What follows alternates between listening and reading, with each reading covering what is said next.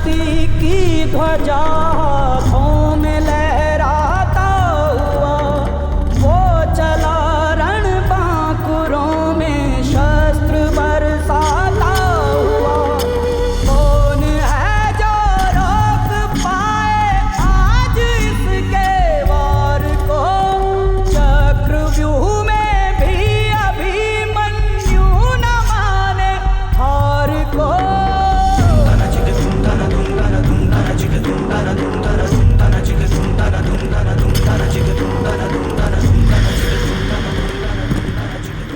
ये बालक तो हमें नष्ट कर देगा। हाँ, लगता है मुझे ही कुछ करना होगा।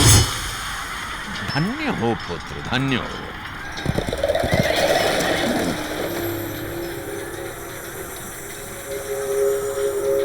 तुम पांडवों का नाम अवश्य ऊंचा करो, मुझे तुम पर गर्व है।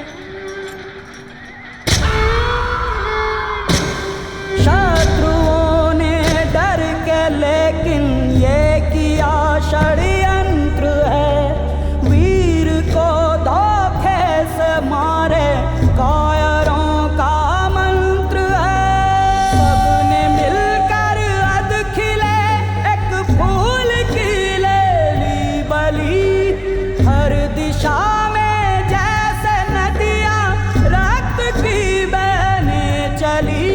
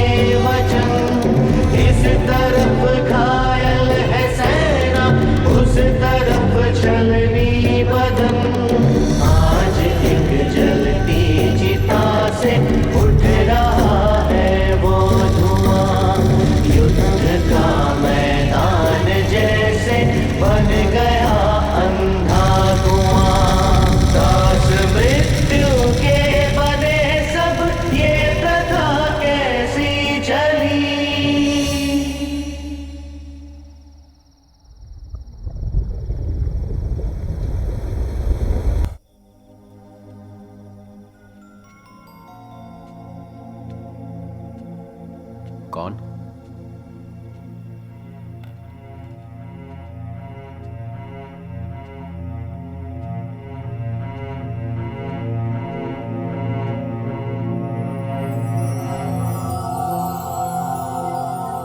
शतरानी कुंती। रानी मत कहो, एक भिखारन बनकर कुछ मांगने आई हूं। एक सूत पुत्र शतरानी को क्या दे सकता है? जीवन दान। मेरे 5 पुत्रों का जीवन तुम्हारे हाथों में है।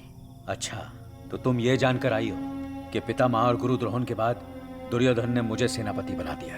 अब युद्ध भूमि पर पांडवों के प्राण मेरे अचूक बाणों की कृपा पर निर्भर है। तो ये कृपा तुम कर दो, उन्हें मत मारो, वो तुम्हारे शत्रु नहीं है। पांडव तुम्हारे भाई हैं। क्या कृष्ण ने तुम्हें नहीं बताया? बताया कि तुमने ही मुझे जन्म दिया और जन्म देते ही नदी में बहा दिया। छाती पर हाथ रखकर कहो कि माँ ऐसी होती है। 5 पुत्रों की माँ बनकर भी तुम माँ नहीं बन सकी। माँ बनना है तो राधा से सीखो, जिसने मुझे जन्म तो नहीं दिया परंतु अमृत भरी छातियों से मुझे दूध पिलाया। इतने नुकीले तीरों से एक माँ के हृदय को घायल मत करो। मेरे सीने में कितने घाव हैं ये भी जानती हो? भरी रंगशाला में जब घृणा से सब सूत पुत्र कह रहे थे, तुम चुप क्यों? मैं विवश थी कि एक कुंवारी कन्या माँ कैसे बन गई। तुम नहीं जानते कि मैं तुम्हारे लिए कितना तड़पी हूँ। माँ जो हूँ, एक स्त्री की विवशता समझो कर्ण। आज भी तुम मुझे अपने सीने से लगाने नहीं, अपने लाडले पुत्रों के प्राणों की रक्षा के लिए आई हो। मेरे पुत्र, तुम्हारे भाई भी तो हैं। दुर्योधन को छोड़ मेरा कोई भाई नहीं। तुम्हारे कारण मैं तो सूत पुत्र कहलाया, और दुर्योधन के कारण अंगराज। दुर्योधन ने तुम्हें छोटा सा अंग देश दिया है, पांडव तुम्हें सारे हस्तिनापुर का महाराज बना देंगे। हस्तिनापुर तो क्या, त्रिलोक का राज भी मिले तब भी मैं दुर्योधन के उपकार के आगे ठोकर मार दूंगा। अर्थात दुनिया जिससे मांग कर खाए, माता उसके द्वार से खाली हाथ जाए। तुमने तो मुझे त्याग कर अपनी झोली खाली कर दी थी, पर मैं तुम्हारी झोली खाली नहीं रखूंगा। मां से पहले मैंने बाप की झोली भी थोड़ी देर पहले भरी है। बाप की झोली? हाँ, अर्जुन के पिता इंद्रदेव अपने पुत्र की सुरक्षा के लिए मुझसे मेरा कवच और कुंडल मांग कर लेते हैं। वो समझते हैं मेरे पास कवच और कुंडल ना होंगे तो अर्जुन मेरा वध कर सकेगा। पुत्र, ये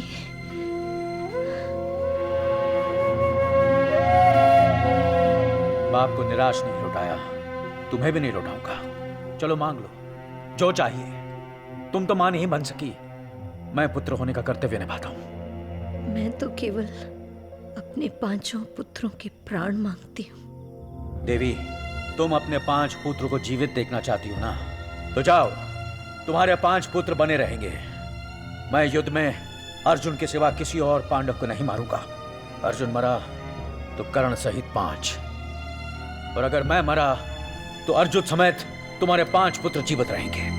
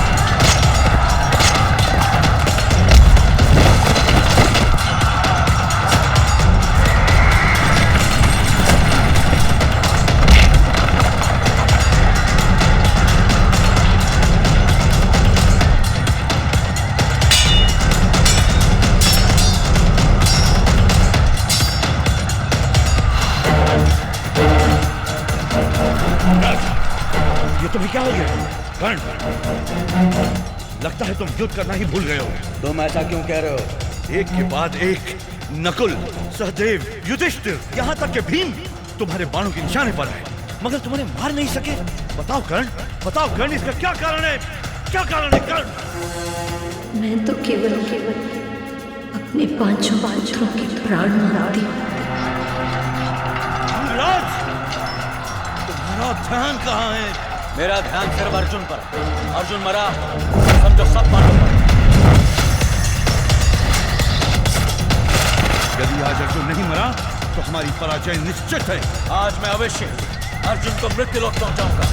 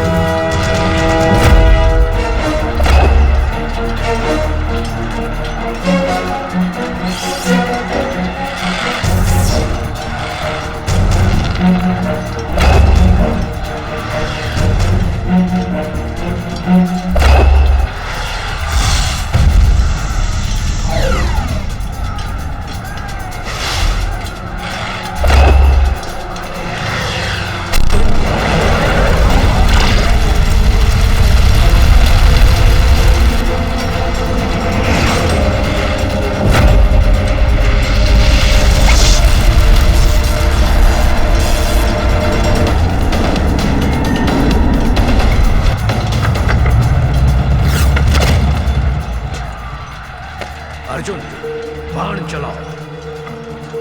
क्या कर रहे हो अर्जुन? बाण चलाओ। ये अवसर संकोच का नहीं। पर वो तो निहत्था है। पितामह भी तो निहत्थे थे। नहीं, मैं छल से नहीं मार सकता। उसने भी तो तुम्हारे पुत्र अभिमन्यु को छल से मारा था। चलाओ बाण। क्षमा करो जनक, मैं अपने क्षत्रिय धर्म के नियमों को तोड़कर अभिमन्यु के हत्यारे की हत्या करने जा रहा हूं।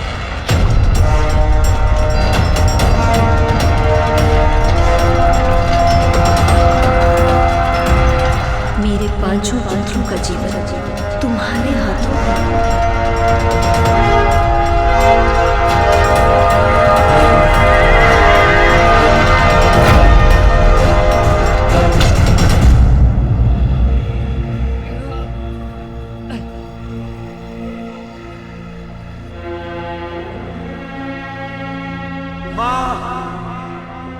माँ देख, देख माँ, मैंने तेरे कहने पर अपने प्राण दान कर दिए। कर्ण, मेरे मित्र। मित्र, क्षमा।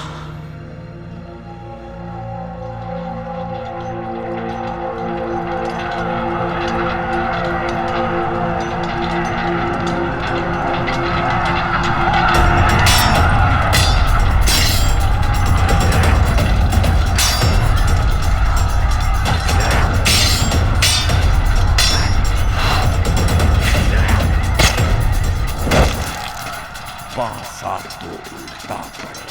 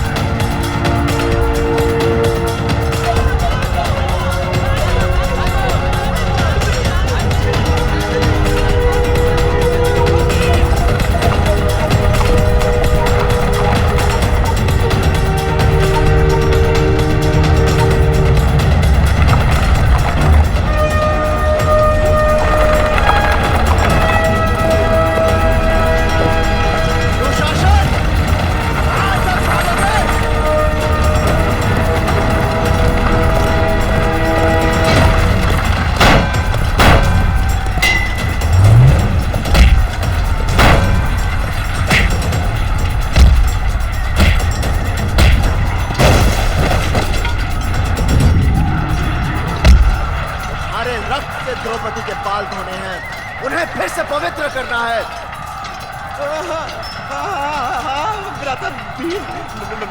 मैं तो वो कहता हूँ कि सब माया है, माया। तब तो मैं कह रहा हूँ कि मेरे हाथ में तो उखाड़िए, क्योंकि मेरे हाथ है ही नहीं, क्योंकि सब माया है, माया। तो जब हाथ है ही नहीं तो उखाड़ के क्या?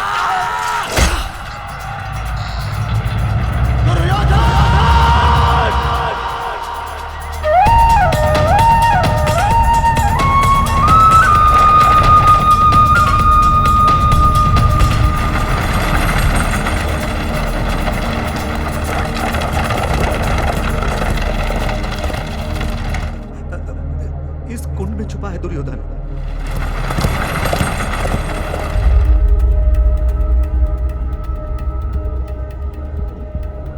शक्ति दो प्रभु, मैं फिर सेना बनाऊंगा। हस्तिनापुर मेरा है।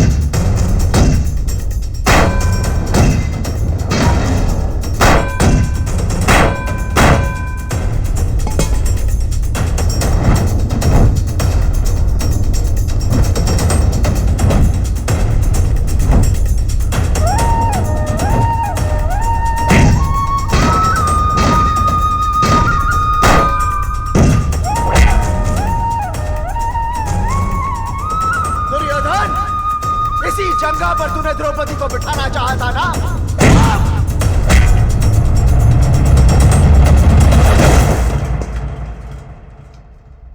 हस्तिनापुर मेरा है। अब कोई पापी अधर्मी जीवित नहीं रहा। परंतु प्रभु, यह युद्ध हम जीतकर भी हार गए। सब अपनों को ही खोया है हमने।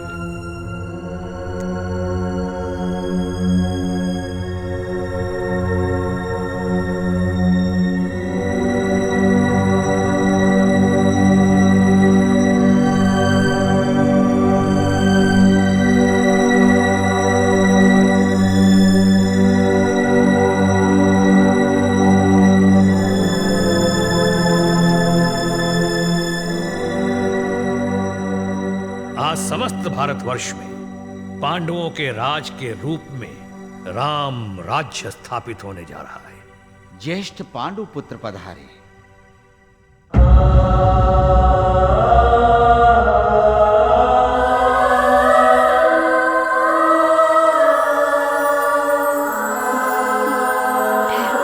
ठहरो। इस राज तिलक से पहले मैं वो कलंक का टीका मिटा देना चाहती हूं जो मेरे ज्येष्ठ पुत्र के माथे पर लगा है। कलंक मेरे माथे पर? मैं तुम्हारी नहीं, उस अभागे कर्ण की बात कर रही हूं जिसे संसार सूत पुत्र समझता है। वो सूत पुत्र नहीं था।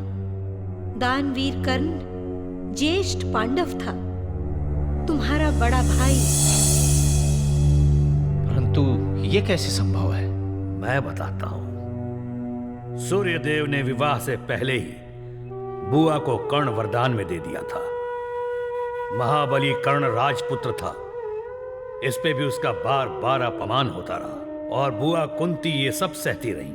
और कर्ण को जब सच का पता चला तो उसने तुम पांचों को ना मारने की, अपनी माता की इच्छा पूरी करने के लिए तुम्हें तो छोड़ दिया, परंतु अपने प्राणों का बलिदान दे दिया। आज यदि कर्ण जीवित होता तो इस सिंहासन पर उसी का अधिकार होता। भ्राता श्री कर्ण यदि लौटने वाले होते तो मैं उनके खड़ाऊं राजगद्दी पर रखकर उनके नाम से राज करता। काश आप अधर्मियों के साथ ना होते तो मैं आपको मारने के बजाय आप पर अपने प्राण न्यौछावर कर देता। मैं दानवीर कर्ण की परंपरा अनुसार प्रतिदिन उनके नाम से 1.25 मन सोना राजकोष से दान करूंगा। मेरे कर्ण के माथे से कलंक का टीका मिट गया। अब आप राज तिलक करें।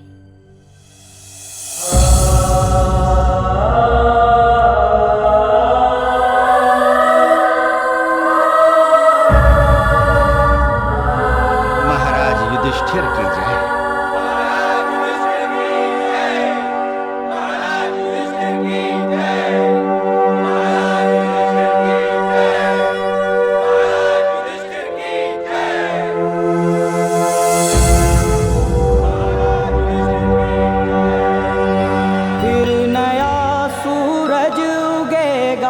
छाएगी वो लालिमा, आएगी उषा नई, छट जाएगी ये काली माँ।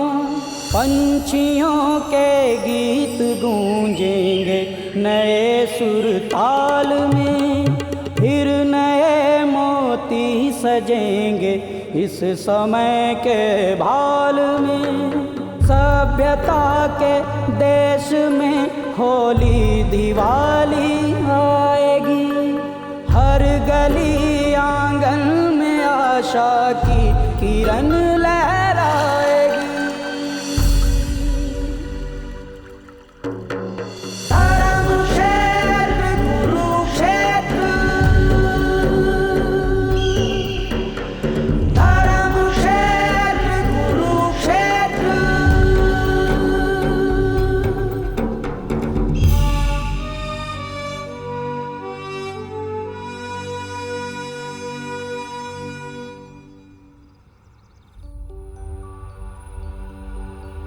समय का पहिया आगे बढ़ा। पांडवों ने कई वर्षों तक राज किया। खुशहाली, धर्म, न्याय, ज्ञान का प्रकाश चारों ओर छा गया। परंतु आज मनुष्य ने इस कथा और काल ने दिए ज्ञान और भाईचारे के पाठ को भुला दिया है। तुम तो याद रखोगे अब से, मिलजुल कर रहो, बड़ों का आदर, न्याय, सत्य का साथ कभी न छोड़ना, और वादा करो यही पाठ तुम औरों को भी याद दिलाओगे। हाँ, हम वादा करते हैं। बहुत अच्छे।